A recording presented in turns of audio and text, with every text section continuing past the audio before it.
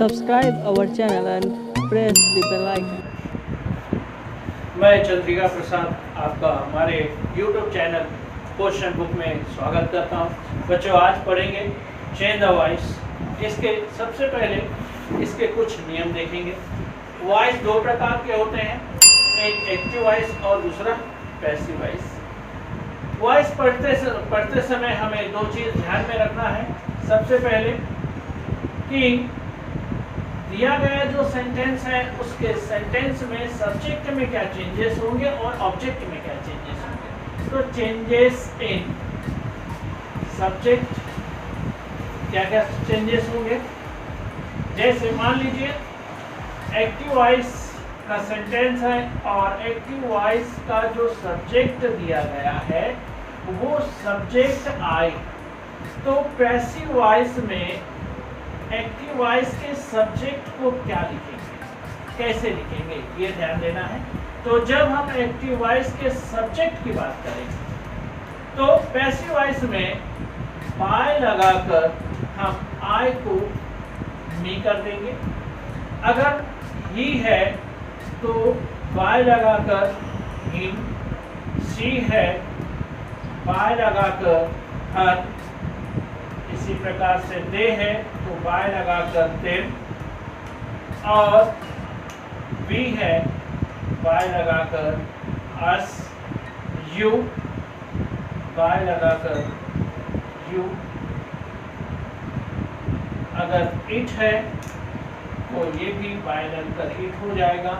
लेकिन suppose that अगर कोई नाम दिया है, किसी व्यक्ति का नाम है या पुलिस या चिल्ड्रेन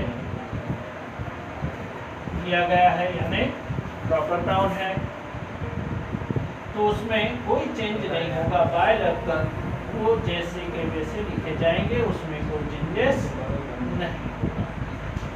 तो बच्चों ये ध्यान में रखना है कि हमें चेंज किस किस सब्जेक्ट में करना है। यानी सब्जेक्ट आई होगा तो बाय लगाकर मी, अगर ही होगा तो बाय लगाकर हिम, शी होगा तो हर, दे होगा तो देम, वी होगा तो अस। अब यू और इट ये ऐसे प्रोनाउन है जिसमें किसी प्रकार का कोई चेंजेस नहीं होगा। तो ये चेंजेस हम करेंगे किसमें, सब्जेक्ट में। अब और एक बात, चेंजेस इन सब्जेक्ट के बाद और ध्यान रखना है चेंजेस इन ऑब्जेक्ट। अब ऑब्जेक्ट में क्या क्या चेंजेस रखना है बच्चों। तो सपोज दैट अगर जो भी एक्टिव वॉइस का सेंटेंस है और एक्टिव वॉइस का चेंजेस इन ऑब्जेक्ट, तो एक्टिव वॉइस का जो ऑब्जेक्ट होगा वो पैसिव वॉइस का क्या बन जाएगा, सब्जेक्ट बन जाएगा। ये ध्यान देना, एक्टिव वॉइस का जो ऑब्जेक्ट होगा वो चेंज होगा पैसिव वॉइस का सब्जेक्ट। और अगर एक्टिव वॉइस में मी दिया है, हमें पैसिव वॉइस का सब्जेक्ट बनाना है, उसके लिए हमें क्या लिखना पड़ेगा, मी चेंज हो जाएगा आई में, और हर चेंज हो जाएगा शी में, और दे चेंज हो जाए देम चेंज हो जाएगा दे में। अगर अस है तो अस चेंज हो जाएगा वी में, इट चेंज हो जाएगा इट में, यू चेंज हो जाएगा यू में। एक्टिव वॉइस में अगर ये ऑब्जेक्ट दिए गए हैं, जैसे मी है तो मी आई में चेंज हो जाएगा, हर का शी हो जाएगा, देम का दे हो जाएगा, अस का वी हो जाएगा, इट का इट हो जाएगा, यू का यू हो जाएगा। और कोई नाम होगा जैसे रोहन, सीता, अगर ऑब्जेक्ट के स्थान पर कोई भी नाम आता है तो उसमें कोई परिवर्तन नहीं किया जाता, उसे जैसे का वैसे लिखा जाता है। तो इस प्रकार से दो चेंजेस याद रखना है, changes in object, changes in subject. इसके बाद और तीसरी बात ध्यान रखनी है कि ये वीडियो आपको पूरा देखना है, और पूरा देखेंगे तो मेरा चैलेंज है कि आप एक्टिव से पैसिव को भी गलत नहीं होगा आपका और ना भूल पाए। सबसे पहले एक्टिव वॉइस और पैसिव वॉइस से आपको चेंज करना है तो इसके लिए जरूरी होता है कि आपको कुछ बातें हैं, कुछ नियम है, उनको आपको जरूर मालूम होना चाहिए। सबसे पहली बात, हमें टेंस की जानकारी होनी चाहिए। कोई भी एक्टिव से पैसिव सेंटेंस बनाने के लिए हमें टेंस की बहुत आवश्यकता है और टेंस की जानकारी हमें चाहिए। अगर हमारे पास टेंस की जानकारी है तो हम एक्टिव से पैसिव कर सकते हैं। इसीलिए हमने क्या किया है, एक्टिव से पैसिव इसको दो भागों में बांटा है। पहले हम जनरल, फर्स्ट पार्ट में जनरल रूल्स देखेंगे और सेकंड पार्ट में special rules of passive voice देखेंगे। It is most important topic in all boards, हर एक बोर्ड में ये पूछा जाता है। तो रूल्स के बारे में बात करेंगे तो सबसे पहले हमें टेंस के बारे में मालूम होना चाहिए। दूसरी बात कि structure of sentence, structure of sentence इसका मतलब होता है कि वाक्य की बनावट। स्ट्रक्चर ऑफ सेंटेंस, सेंटेंस कोई भी हो लेकिन उसमें ये देखा जाता है कि उसका स्ट्रक्चर क्या है। कोई भी सेंटेंस होगा उसमें subject, verb, object, other word और फुल स्टॉप।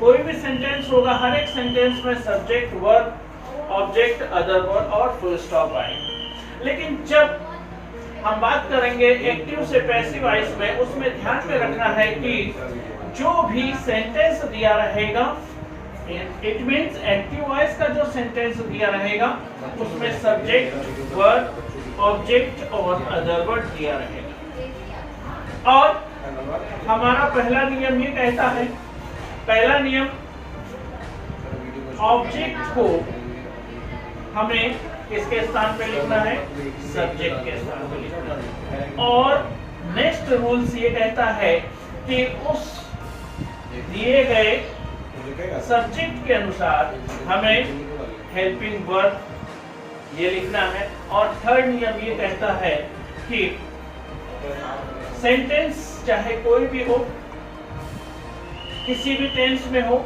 हमेशा वर्ब का थर्ड फॉर्म आता है। ये तीन नियम मोस्ट इंपॉर्टेंट है। मींस एक्टिव वॉइस के ऑब्जेक्ट को सब्जेक्ट, पैसिव वॉइस का सब्जेक्ट बनाना और जो पैसिव वॉइस का सब्जेक्ट है उसके अनुसार हेल्पिंग वर्ब लेना। और उसके बाद थर्ड है कि वर्ब का थर्ड फॉर्म। तो बच्चों हमेशा ये ध्यान में रखोगी कि जब भी हम पैसिव वॉइस बनाएंगे तो हमेशा पैसिव वॉइस में वर्ब का थर्ड फॉर्म ही यूज किया जाता है। अब एक्टिव वॉइस का स्ट्रक्चर हमारे सामने, एक्टिव वॉइस का स्ट्रक्चर है। पैसिव वॉइस का स्ट्रक्चर क्या हो? पैसिव वॉइस में पहला नियम ये कहता है कि सबसे पहले हमें ऑब्जेक्ट लिखना है। ऑब्जेक्ट किसके? सब्जेक्ट के स्थान पर, यानी जो सब्जेक्ट है ये एक्टिव वॉइस का हमें सबसे पहले ऑब्जेक्ट लिखेंगे, अर्थात ये हमारा बन जाएगा सब्जेक्ट। और इस सब्जेक्ट के अनुसार हेल्पिंग वर्ब का यूज करना है। इसके बाद कोई भी पैसिव वॉइस बनाने के लिए वर्ब का थर्ड फॉर्म। और इसके बाद अगर वाक्य में अदर वर्ड है तो अदर वर्ड लिखेंगे, अगर नहीं है तो लिखने की कोई आवश्यकता नहीं है। इसके बाद हम बाय लगाकर सब्जेक्ट या सब्जेक्ट केस को लिखते हैं। और एक बच्चों ध्यान देना है कि सब्जेक्ट या सब्जेक्ट केस उपयोग किया भी जाता है और नहीं भी किया जाता है। तो उसको हम पार्ट सेकंड में देखेंगे कि सब्जेक्ट केस या सब्जेक्ट का यूज कब नहीं किया जाता है। लेकिन आपको ये ध्यान में रखना है कि अगर दिया गया सेंटेंस इस फॉर्म में है, यानी subject, verb, object, other word, तो हम पैसिव वॉइस बनाना है तो हमें इस फॉर्म में पैसिव वॉइस बनाना होगा। ठीक है, तो पहला रूल्स ये कहता है कि सबसे पहले हमें टेंस की जानकारी होनी चाहिए। जैसे एग्जाम्पल के द्वारा समझेंगे। पहला एग्जाम्पल देखेंगे, जैसे मोहन राइट्स अ लेटर। बच्चों दिया गया एक सेंटेंस है, इसमें सब्जेक्ट, वर्ब और ऑब्जेक्ट, इसके बाद में फुल स्टॉप, इसमें अदर वर्ड नहीं दिया गया है। नियम ये कहता है कि पैसिव वॉइस में हमें सबसे पहले क्या करना है, ऑब्जेक्ट को सब्जेक्ट के स्थान पे लिखना है। तो लिखेंगे आ लेटर। आ लेटर हमने क्या किया, ऑब्जेक्ट को सब्जेक्ट के अनुसार पे लिखा। इसके बाद इस सब्जेक्ट के अनुसार और दिए गए उस वाक्य के टेंस के अनुसार हमें क्या लिखना है, हेल्पिंग वर्ब लिखना है। अर्थात प्रेजेंट टेंस है तो एम आर का यूज करेंगे, पास्ट टेंस है तो वाज वर्ब। ये ध्यान में रखना है। प्रेजेंट इंडेफिनिट, प्रेजेंट इंडेफिनिट है तो आपको सब्जेक्ट के बाद एम इज आर, इसके बाद वर्ब का थर्ड फॉर्म। अगर पास्ट इंडेफिनिट है, पास्ट इंडेफिनिट है तो पास्ट इंडेफिनिट में सब्जेक्ट के बाद वाज वर्ब और वर्ब का थर्ड फॉर्म। सिर्फ आपको ये दोनों ही टेंस में आपको ज्यादा ध्यान देना है, क्योंकि इन दोनों टेंस ऐसे हैं जिसमें सिर्फ मेन वर्ब आता है। जैसे प्रेजेंट इंडेफिनिट में वर्ब का फर्स्ट फॉर्म आएगा या वर्ब के फर्स्ट फॉर्म को यस या यस आएगा। ठीक उसी प्रकार से पास्ट इंडेफिनिट में वर्ब का सेकेंड फॉर्म आएगा। इसलिए ये दोनों टेंस आपको बड़े ही ध्यान से देखना है कि अगर कोई वाक्य प्रेजेंट या पास्ट में आता है तो उसके लिए हम इन हेल्पिंग वर्ब का यूज करेंगे और इसके बाद वर्ब का थर्ड फॉर्म। ठीक इसी प्रकार से ये सेंटेंस देखना है। इसमें देखिए हमने ऑब्जेक्ट लिखा, ऑब्जेक्ट को सब्जेक्ट के स्थान पर लिखा। इसके बाद में इस टेंस के अनुसार दिया गया जो वाक्य है उसके टेंस के अनुसार ही हमें यहाँ पर हेल्पिंग वर्ब लेना है। लेकिन ये भी ध्यान देना है कि जो हमने ऑब्जेक्ट को सब्जेक्ट बनाया है वो सिंगुलर है या प्लूरल है। एक बात और ध्यान दो, सिंगुलर के साथ में इज और प्लूरल के साथ वाज प्रेजेंट इंडेफिनिट में, पास्ट में सिंगुलर के साथ वाज और प्लूरल के साथ वर का यूज करना है। तो यहाँ पर हम इसका यूज करेंगे क्योंकि दिया गया जो वाक्य है वो प्रेजेंट इंडेफिनिट में है। अगर आप इस वाक्य को आइडेंटिफाई नहीं कर सकते, इसका सिंपल सा तरीका है कि प्रेजेंट इंडेफिनिट में वर्ब का फर्स्ट फॉर्म आएगा या यस आएगा। ये सिंपल सा तरीका है आइडेंटिफाई करने का। तो अगर आप ये देखते हैं ये बातें हैं तो उसको हम क्या करेंगे, इसका यूज करेंगे। इसके बाद में वर्ब का थर्ड फॉर्म, राइट्स का आ जाएगा रिटर्न। देखिए बच्चों, सबसे पहले सब्जेक्ट, फिर हेल्पिंग वर्ब, वर्ब का थर्ड फॉर्म, इसके बाद अदर वर्ड नहीं है, इसके बाद क्या करेंगे, बाय लगाकर सब्जेक्ट या सब्जेक्ट केस लिखेंगे। जैसे यहाँ पर मोहन है। अब ये सब्जेक्ट और सब्जेक्ट केस होता क्या है, इसके लिए जो एक्टिव वॉइस का जो सब्जेक्ट रहता है उसको हम क्या करते हैं, बाय लगाकर हम उसको वाक्य के अंत में भी लिख सकते हैं और बाद उसके बीच में भी, वर्ब के बाद में भी लिख सकते हैं। अब देखेंगे ये चेंजेस, मान लीजिए ये नाउन था, लेकिन अगर दिए गए वाक्य में कोई प्रोनाउन आता है, कि वॉइस का सेंटेंस है और उस वाक्य में कोई प्रोनाउन है, तो उस प्रोनाउन को हम पैसिव वॉइस में सब्जेक्ट केस को कैसे लिखेंगे। मान लीजिए एक्टिव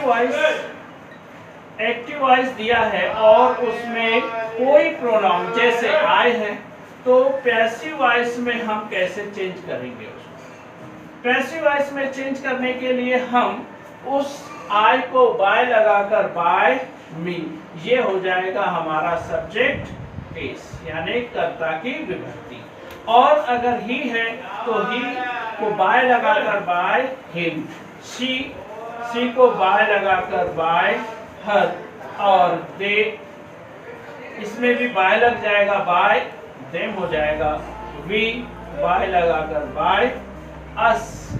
और ध्यान देना है, अगर दिए गए वाक्य में यू या इट, अगर ऐसा कोई प्रोनाउन आता है या कोई नाम आता है तो इसमें कोई चेंजेस नहीं किया जाएगा। इसमें सिर्फ बाय लगाकर जैसे का वैसे, यानी बाय यू, बाय इट और बाय रोहन, इनमें कोई चेंजेस नहीं होगा। तो ये हो गया एक्टिव वॉइस का। अगर सब्जेक्ट आई है तो बाय लगाकर बाय मी, ही है तो बाय हिम, शी है तो बाय अस, दे है तो बाय देम, वी है तो by us, you, it, Rohan, कोई भी नाम हो सकता है, उसमें कोई परिवर्तन नहीं होगा। अब इस प्रोनाउन के अनुसार कुछ सेंटेंस देखेंगे। जैसे मान लीजिए कोई सेंटेंस दिया गया है और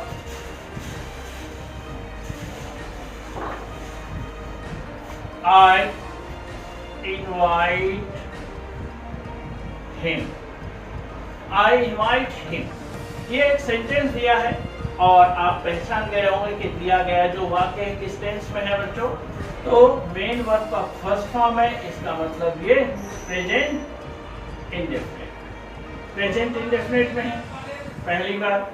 दूसरा नियम कहता है कि दिए गए वाक्य में जो वर्ब के बाद होगा वो ऑब्जेक्ट होगा। तो इस ऑब्जेक्ट को हमें सबसे पहले लिखना है क्योंकि हमें एक्टिव से पैसिव बनाना है। अब हिम चेंज हो जाएगा ही में, और इस ही के अनुसार हम क्या करेंगे, हेल्पिंग वर्ब लिखेंगे और वर्ब का थर्ड फॉर्म, क्योंकि हमारा स्ट्रक्चर क्या कहता है कि सबसे पहले दिए गए एक्टिव वॉइस के ऑब्जेक्ट को किसके स्थान पे लिखना है, सब्जेक्ट के अनुसार, फिर इस सब्जेक्ट के अनुसार हेल्पिंग वर्ब, फिर वर्ब का थर्ड फॉर्म, अदर वर्ड है तो लिखेंगे, नहीं है तो नहीं लिखेंगे, और बाय लगाकर सब्जेक्ट या सब्जेक्ट केस लिखेंगे। अब हिम का ही हो गया, इज वर्ब का थर्ड फॉर्म, इनवाइटेड, इसके बाद अदर वर्ड नहीं है, बाय लगाकर बाय। अगर प्रेजेंट में है तो इज लग जाएगा। सपोज दैट यही सेंटेंस अगर पास्ट में दिया रहता, मीन्स आई इनवाइटेड, तो यहाँ पर क्या आ जाता, वॉज, ही वॉज आ जाता। और ध्यान देना है, सपोज अगर ये वाक्य फ्यूचर इंडेफिनिट में रहता, I shall invited, I shall invite, suppose that दिया गया सेंटेंस फ्यूचर टेंस में है, तो इसे कैसे करेंगे। तो फ्यूचर टेंस का हमारा एक नियम है कि जो ऑब्जेक्ट है अगर उसे हम सब्जेक्ट बनाएंगे और वो सब्जेक्ट आई और वी होता है तो उसके साथ शैल बी का यूज करेंगे, और अगर आई वी के अलावा और कोई भी प्रोनाउन या नाउन आता है उसके साथ विल बी, और इन दोनों के साथ में वर्ब का थर्ड फॉर्म आता है। देखो बच्चों इसको कैसे करेंगे, जैसे यहाँ पर हिम का हो जाएगा ही, शैल है क्योंकि शैल का यूज आई के साथ किया था, लेकिन यहाँ पर ही है तो हमेशा ध्यान रखो सिर्फ आई और वी के साथ ही शैल भी लगेगा, और अगर बाकी कोई भी प्रोनाउन या नाउन आता है उसके साथ में विल बी का यूज किया जाएगा। यहाँ पर आएगा ही विल बी। और जैसे कि एक जनरल नियम हमेशा ध्यान रखो कि जब भी आप एक्टिव से पैसिव आप करेंगे हमेशा वर्ब का थर्ड फॉर्म ही यूज होगा, इनवाइटेड। क्या करेंगे, वर्ब का थर्ड फॉर्म इनवाइटेड। इसके बाद अदर वर्ड नहीं है, अदर वर्ड नहीं है तो बाय लिखेंगे, और बाय लिखकर सब्जेक्ट आई है तो आई का क्या हो जाएगा, मी हो